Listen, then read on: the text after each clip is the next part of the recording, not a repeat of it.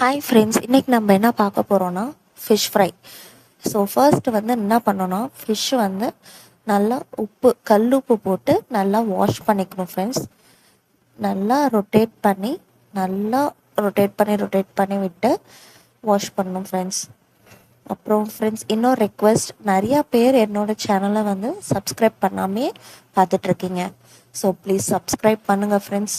உங்கள் சப்போர்ட் எனக்கு ரொம்ப தேவை. இவ்வளோ நாள் எனக்கு சப்போர்ட் தந்துட்டுருக்கிற எல்லாத்துக்கும் ரொம்ப தேங்க்ஸ் ஃப்ரெண்ட்ஸ். ஸோ நம்ம இன்னையோட ரெசிபி பார்க்கலாம். ஸோ ஃபிஷ் நல்லா வாஷ் பண்ணிக்கணும் ஃப்ரெண்ட்ஸ். இதில் பார்த்தீங்கன்னா ஃபிஷ்ஷு ஹெட்டு, அந்த டைலு அதெல்லாமே இருக்கும்.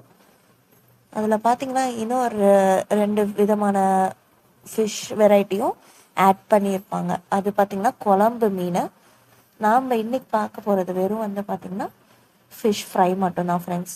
ஸோ நல்லா இதில் பெரட்டி விட்டு நல்லா வாஷ் பண்ணிக்கிறோம் ஃப்ரெண்ட்ஸ். நல்லா வாஷ் பண்ணி அந்த பிளட் எல்லாம் நல்லா வாஷ் பண்ணி எடுத்துட்டிங்க அப்படின்னா ஃபிஷ் ஃப்ரை பண்ணி சாப்பிடும்போது அந்த கசப்பு தன்மை மாதிரி வராது ஃப்ரெண்ட்ஸ். ஸோ அந்த பிளட் எல்லாமே எடுத்துக்கணும் ஃப்ரெண்ட்ஸ். அப்புறம் இந்த ஃபிஷ் பேர் பார்த்திங்கன்னா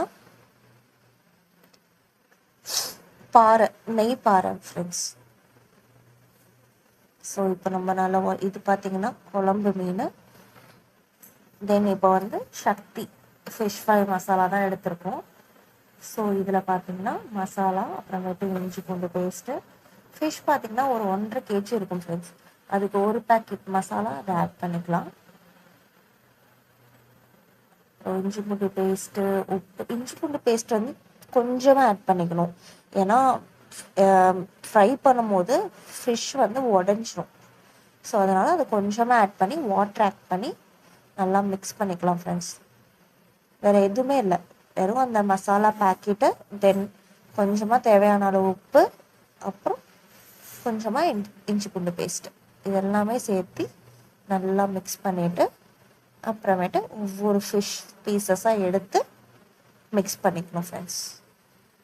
நல்லா அதில் மேக்னேட் பண்ணுறதுக்கோசரம் நல்லா ஒவ்வொரு ஃபிஷ்ஷை எடுத்து அப்ளை பண்ணிக்கலாம். இந்த மசாலா பார்த்திங்கன்னா ரொம்ப சூப்பராக இருக்கும் ஃப்ரெண்ட்ஸ். நீங்களும் ட்ரை பண்ணி பாருங்கள். இப்போ பார்த்திங்கன்னா ஒவ்வொரு பீசஸாக எடுத்து அந்த மசாலா ஃபுல்லாக அப்ளை பண்ணி வச்சுக்கலாம் ஃப்ரெண்ட்ஸ். நல்லா ஒரு 2 hours மாதிரி ஊற வச்சிட்டிங்க அப்படின்னா மெயினுக்குள்ளார ஃபுல்லாகவே அந்த மசாலா இறங்கியிருக்கும். ஸோ செம்ம டேஸ்ட்டாக இருக்கும் ஃப்ரெண்ட்ஸ்.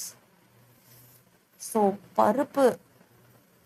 பருப்பு குழம்பு, மீன், ரசம் வச்சு சாப்பிட்டா அல்டிமேட் டிஷ் ஃப்ரெண்ட்ஸ். ஸோ இந்த மாதிரி ஒவ்வொரு பீசஸாக எடுத்து நம்ம அப்ளை பண்ணி வச்சுக்கலாம் ஃப்ரெண்ட்ஸ். எல்லா பீசஸும் அப்ளை பண்ணியாச்சு. இப்போ பார்த்திங்கன்னா ஒரு கடாயை எடுத்துக்கலாம் ஃப்ரெண்ட்ஸ். அதில் எண்ணெய் ஆட் பண்ணிக்கலாம்.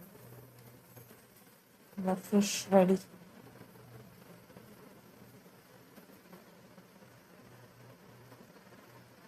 கடாய் காஞ்சோடனே எண்ணெய் ஆட் பண்ணிக்கலாம் ஃப்ரெண்ட்ஸ்.